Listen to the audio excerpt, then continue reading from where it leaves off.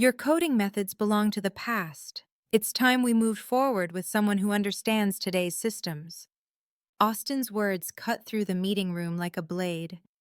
The silence that followed was heavy and uncomfortable. No one dared to look at me. My coworkers stared at the table or their laptops, as if they were watching something painful they didn't want to witness. In a single moment, 15 years of hard work were erased with a public firing in front of the entire engineering team at NetSpan Analytics. My face burned with embarrassment, but I kept my expression calm. Austin pushed the termination papers across the shiny oak table, his polished fingernails tapping sharply as he waited. I didn't argue. I picked up the document, nodded once, and stood up. "Don't you have anything you'd like to say, Geraldine?" Austin asked. His tone was coated with fake sympathy, clearly meant for the audience in the room. "No," I said quietly. "Thank you for the opportunity." My voice stayed steady, even though my hands were shaking. I gathered my things, turned around, and walked out with my head held high. My name is Geraldine Knox. I am 53 years old, and until 20 minutes ago, I was the senior software architect at NetSpan Analytics in Columbus, Ohio. For 15 years, I had been the backbone of the entire operation. I designed the custom database framework that powered everything, from client data storage to analytics delivery, for hundreds of major customers. As I filled a cardboard box with my belongings, memories rushed in. Long nights fixing system failures. Weekends spent racing deadlines that never seemed fair. The countless improvements that turned a struggling startup into a leader in the SaaS industry. Every item I placed in that box represented years of loyalty and belief in a company I helped build. Douglas, one of the junior developers I had trained, stood nervously near my desk. "This isn't right, Geraldine. They can't just—" "It's okay," I said gently, stopping him. "Things change. Businesses change." "But your database design is the foundation of everything we do," he whispered, glancing around to make sure Austin wasn't nearby. I smiled at him, truly smiled this time. "Yes," I said softly, "it really is." What Austin Merrick didn't know, what he never bothered to check before making his loud display of authority, was that I had created NetSpan's proprietary database system under a separate consulting contract during the company's earliest days. Back then, they couldn't afford to hire me full-time, so we structured an agreement that clearly stated the licensing rights would remain mine unless the company purchased them outright. That purchase never happened. As I headed toward the elevator holding my box, I felt surprisingly calm. I had built NetSpan's foundation piece by piece, and now Austin was about to find out what happens when you remove the cornerstone without realizing it's holding everything together. I had been part of NetSpan Analytics before it was even called NetSpan. In 2008, when James Holloway first came to me with his idea for a cutting-edge data analytics platform, the company was made up of only 3 people working inside a remodeled garage.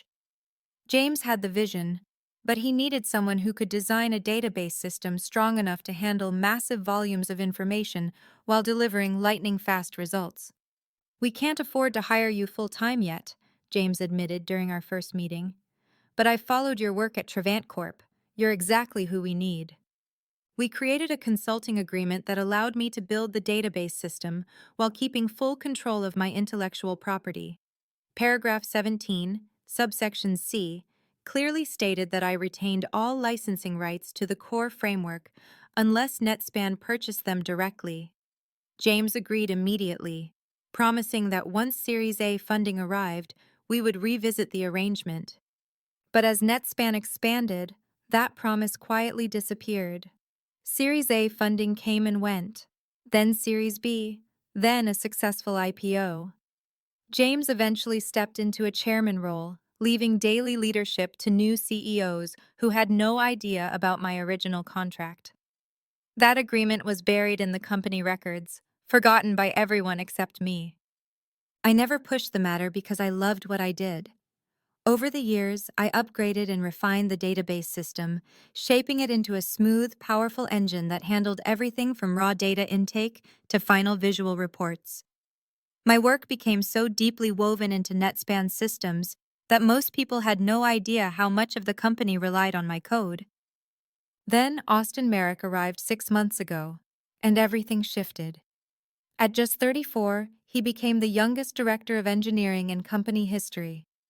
He came from a flashy Silicon Valley startup and was hired with promises of modernizing our systems. In meetings, he spoke nonstop in trendy tech language, microservices, blockchain connections, serverless structures, while brushing aside the stable systems that had kept our clients satisfied for years. We need to shift toward a more agile framework, he repeated constantly, without ever explaining what that truly meant. I tried to work with him. I explained how carefully designed our database structure was, and how it could grow safely without tearing it apart. But Austin saw my caution as stubbornness. To him, my experience looked like resistance. In his mind, I represented the past, an obstacle standing in the way of his vision. The tech world doesn't wait, Geraldine, he told me during our final one-on-one talk, barely lifting his eyes from his phone. Adapt or step aside. I never believed he would force that decision on me. But looking back, maybe the outcome was set the moment he walked into NetSpan. When I got home that afternoon, the house felt unnaturally silent. I set my box on the kitchen counter, poured a glass of wine, and sank into my favorite chair to absorb what had just happened. 15 years of my career had ended in less than 15 minutes. My phone began buzzing again and again, messages from stunned coworkers offering support and sharing their disbelief. I appreciated their kindness, but I wasn't ready to answer yet. Instead, I opened my laptop and signed into my personal cloud storage, where I kept backups of every important document I owned. The consulting agreement from 2008 was right where I had saved it, along with detailed records of my intellectual property contributions over the years. I opened the contract and read it carefully once again, confirming everything I already knew. The licensing terms were perfectly clear, written by a lawyer who specialized in technology and intellectual property law. According to Section 29, if my employment ended, the company would have 30 days to either buy the full license or negotiate continued usage of the architecture. If neither of those actions occurred, the system would immediately switch into evaluation mode, limiting all functionality until the licensing issue was resolved. I had built that safeguard into the core framework, not as a weapon, but as insurance for a situation I had always hoped would never happen. The mechanism was described in the technical specifications I had submitted to NetSpan years earlier, though I doubted anyone in the current leadership had ever read those documents. My phone rang. James Holloway's name appeared on the screen. I paused for a moment before answering. "Geraldine, what the hell just happened?" he demanded. "I just heard from Patricia in Human Resources." James and I had grown distant over the years as he shifted his focus to board-level decisions, but we had always remained on friendly terms. "Austin decided he no longer needed my services," I replied evenly. "He said my coding standards were outdated." James muttered a curse under his breath. "That's complete nonsense. Did you remind him about the licensing agreement?" "No," I said. "He made his decision very publicly in front of the entire team. It didn't seem like the right moment to discuss contract language." There was a long silence. "Geraldine, you realize what this means for the company, don't you?" "I understand better than anyone," I replied. "What are you planning to do?" I took a slow sip of wine before answering. "Nothing, James. Absolutely nothing. The system will do exactly what it was designed to do when the licensing verification runs on Saturday. I'm simply going to let things happen on their own."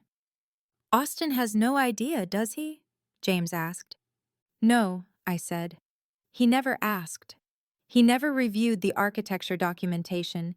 He never consulted anyone who actually understands the foundation of the systems he's so eager to replace. I couldn't completely hide the sharp edge in my voice. His first major move is scheduled for Saturday morning, I added. A full system update that he claims will revolutionize our processing capabilities. Perfect timing, wouldn't you say? James let out a heavy sigh. This is going to be a disaster. Yes, I agreed quietly. It truly will. After we hung up, I sat in silence, staring out at the sunset through my living room window. I felt no satisfaction in what was coming, only a deep sadness that things had reached this point. Saturday morning arrived, and I woke up early, even though I had nowhere I needed to be. After 15 years of 6 o'clock alarms, my body still rose automatically with the sun. I made a cup of coffee and set my laptop on the kitchen table, not to check on NetSpan because I didn't need to, but to begin updating my resume. At exactly 7 a.m., Austin's long-promised system update was set to begin. By 7:30 a.m., when the licensing verification process ran its regular weekly scan, NetSpan's entire platform would come to a complete stop. No data searches, no client dashboards, no reports, only a single error message. License validation failed. I found myself wondering how long it would take them to identify the true cause. The error message was intentionally vague, designed to look like a routine system malfunction rather than a licensing enforcement issue. The deeper technical logs would reveal the truth, but only if someone knew where to look. At 7:45 a.m., my phone rang. Douglas's name flashed on the screen. "Geraldine, thank goodness you picked up," he said. "Everything is falling apart here. Nothing is working." His voice was tight with stress, and the noise behind him sounded like absolute chaos. "What happened?" I asked calmly, pretending I didn't already know.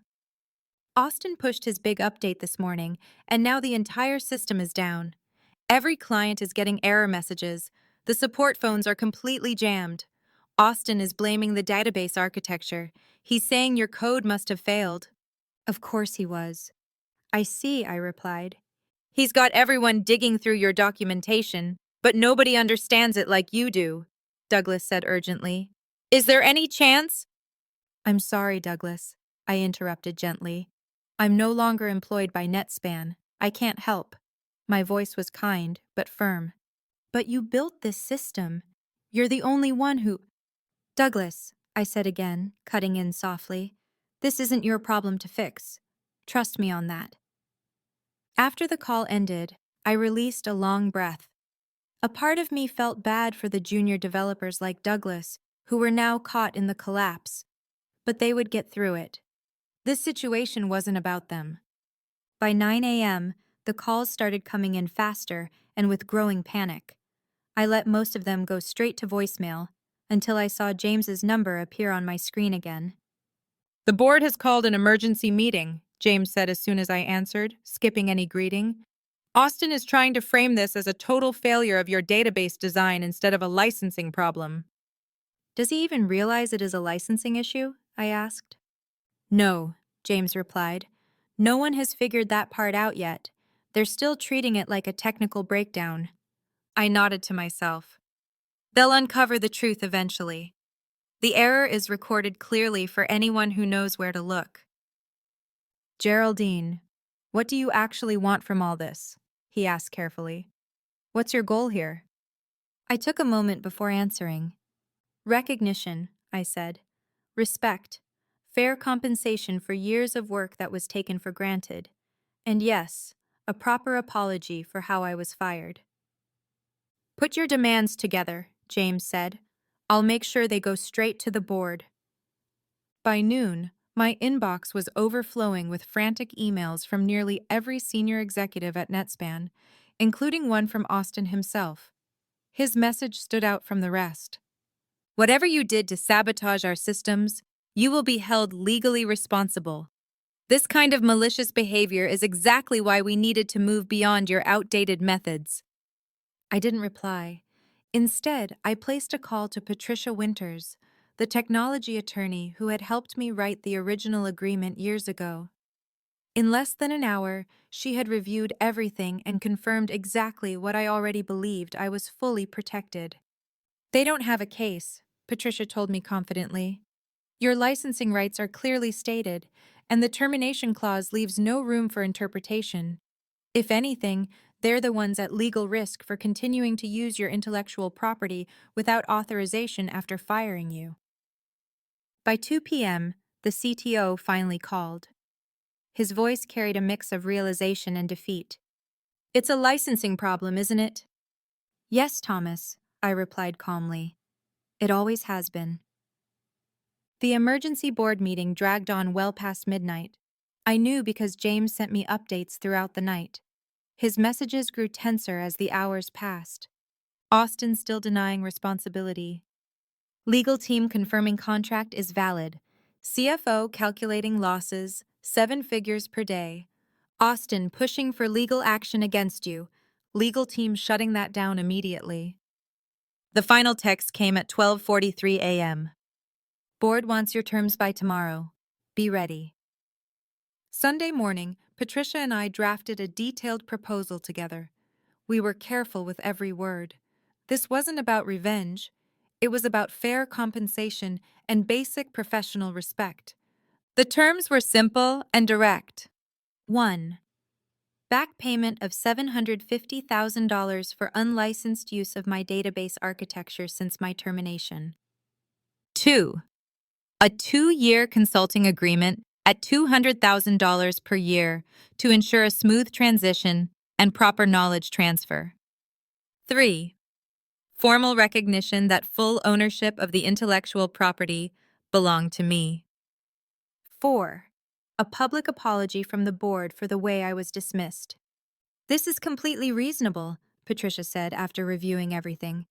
"If anything, you're asking for less than your work is truly worth." At 2 p.m., my doorbell rang. I was genuinely surprised to see Thomas Lane, NetSpan's CTO, standing on my porch. His expression was tight and uncomfortable. "The board sent me," he explained after I invited him inside. "They thought I might be better received than others." We sat in my living room, the tension thick in the air. Thomas had been with NetSpan almost as long as I had, though we had never worked closely. His focus had always been hardware infrastructure, while mine remained the database systems. "I want to apologize to you personally," he said, clearly uneasy. "I should have stepped in when Austin pushed for your termination. I knew the value of your work, but I didn't fight hard enough to protect it. Or you." "I appreciate your honesty, Thomas," I replied carefully. "But I assume that's not the only reason you're here." He nodded and reached into his briefcase, pulling out a folder. "The board has reviewed your proposal. They're willing to accept all of it, with one change." He placed the document on the coffee table between us. "They're offering $1.2 million instead of $750,000 for the back payment," he added. "They acknowledge that your original figure was actually very conservative considering the scale of the damages." I lifted an eyebrow, genuinely surprised, not only by the increased amount, but by the fact that every other condition had been accepted exactly as written, including the public apology. "They'd like to issue that apology tomorrow morning, if possible," Thomas said. I picked up the document and reviewed every line carefully.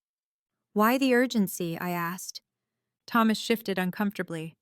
"Every minute our platform remains offline is costing us around $40,000 in lost revenue and potential client compensation. We've already lost several major accounts, and more are threatening to walk if service isn't restored by morning." "And Austin?" I asked. Thomas's expression darkened. "The board has demanded his resignation, effective immediately," Thomas said. "They determined that his decisions created this entire crisis, and his attempts to blame you afterward only made things worse.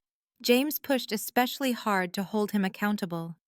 I nodded slowly, feeling an unexpected mix of satisfaction and sadness. I had never wanted anyone to lose their job. All I ever wanted was proper respect for my own work. So what happens now? I asked. If you sign this agreement, Thomas replied, I've been authorized to immediately activate the licensing key you provide. We can have the entire system restored within the hour.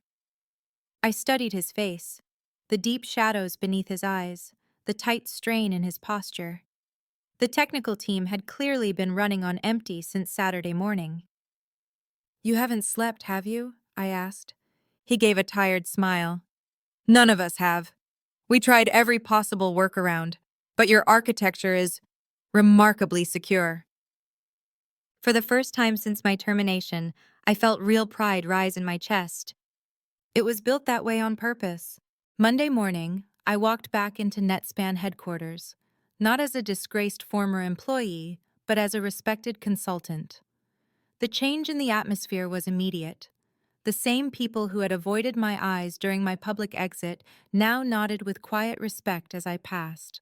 In tech companies, news spreads fast. Everyone knew what had happened over the weekend. The systems had been fully restored Sunday evening, shortly after I delivered the licensing validation codes. The board's official apology had been sent company-wide at 8 a.m., recognizing my critical role in building NetSpan's core technology and expressing sincere regret over how Ms. Knox's departure had been handled.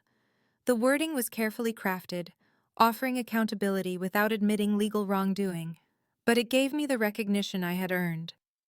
I was escorted into the executive conference room where the board members were gathered for a special session. James greeted me with a firm handshake and guided me to a chair positioned at the head of the table. The symbolism wasn't lost on me.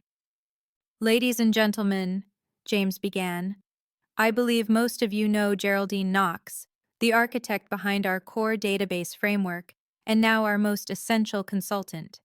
She has generously agreed to assist us in building a sustainable knowledge transfer system over the next 2 years. Several board members nodded in agreement. A few couldn't quite meet my gaze.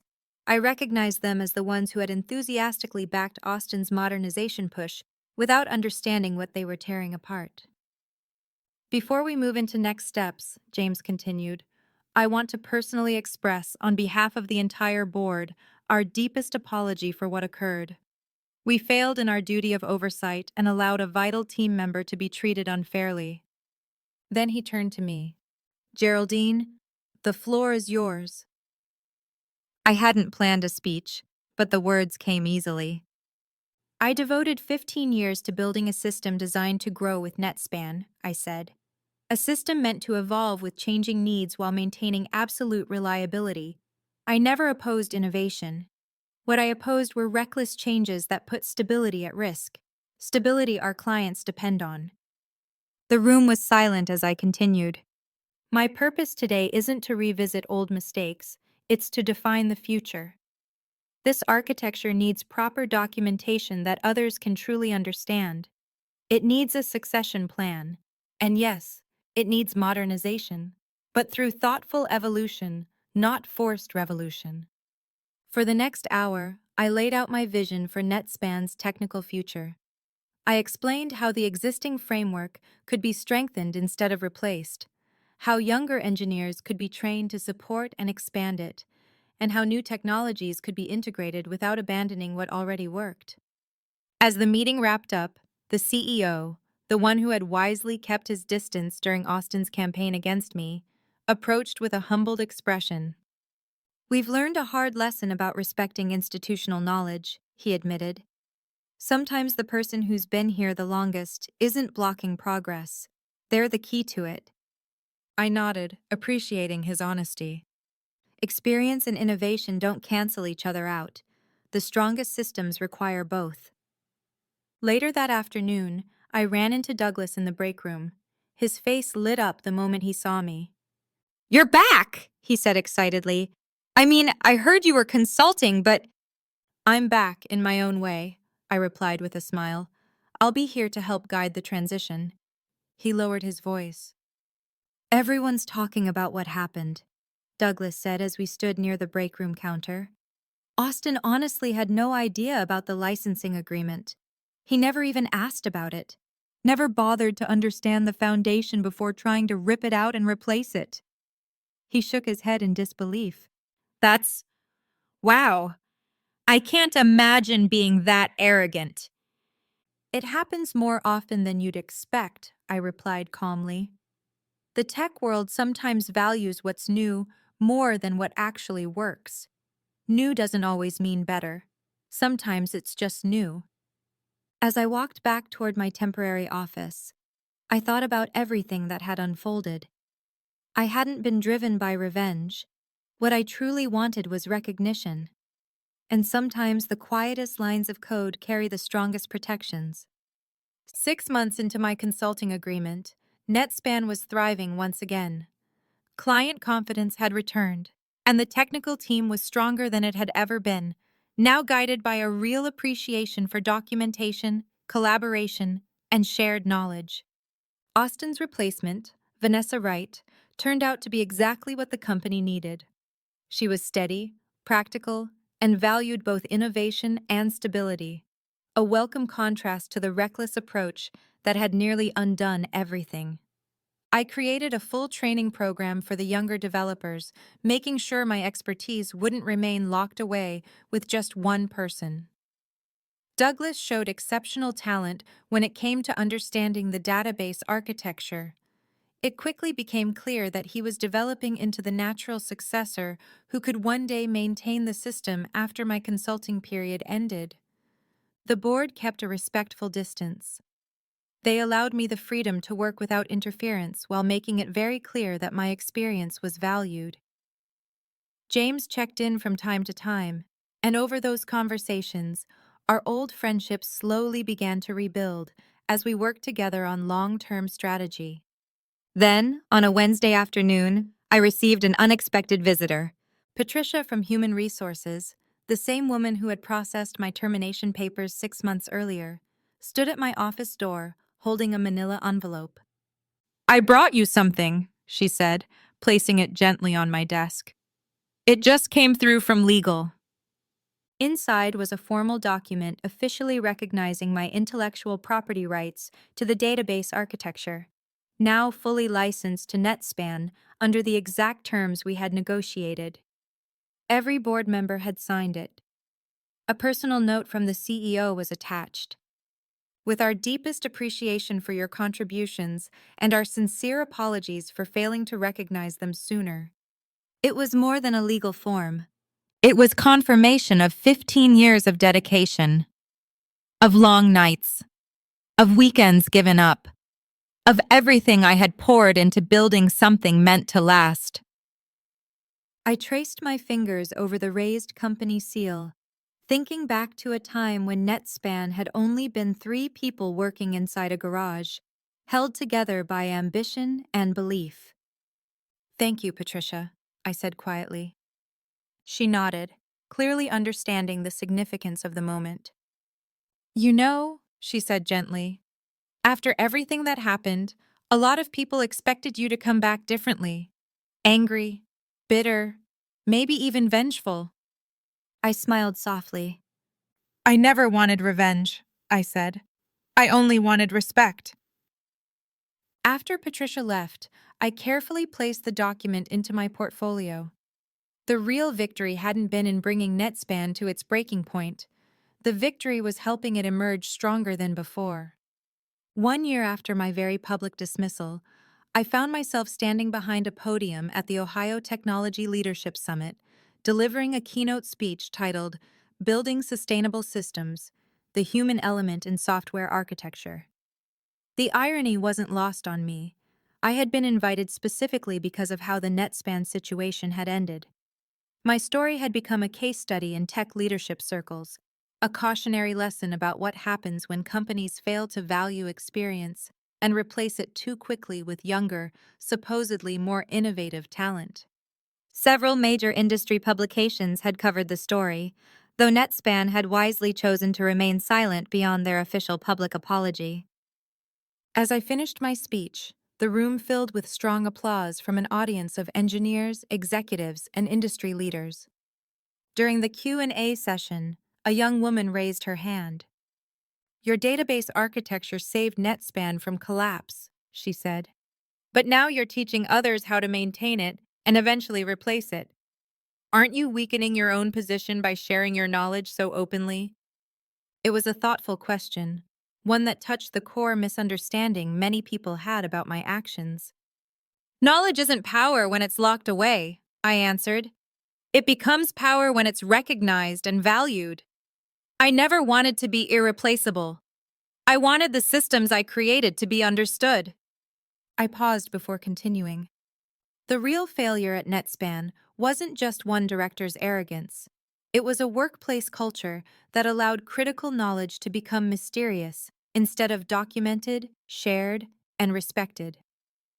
After the summit, several companies approached me with consulting offers, including two of NetSpan's largest competitors. I declined them all with polite thanks, explaining that I intended to honor my current commitment. The truth was simpler than it sounded. I had no interest in turning NetSpan's crisis into personal profit. My goal had never been to chase the highest payout. It had always been about restoring professional dignity.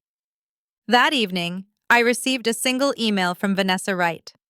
The subject line read, "Thank you for rebuilding bridges instead of burning them." As I reflected on everything that had happened, from public humiliation to full vindication, I finally understood something clearly. The most satisfying revenge isn't destruction, it's creation. Building something meaningful, leaving behind a legacy strong enough to outlast both failure and success.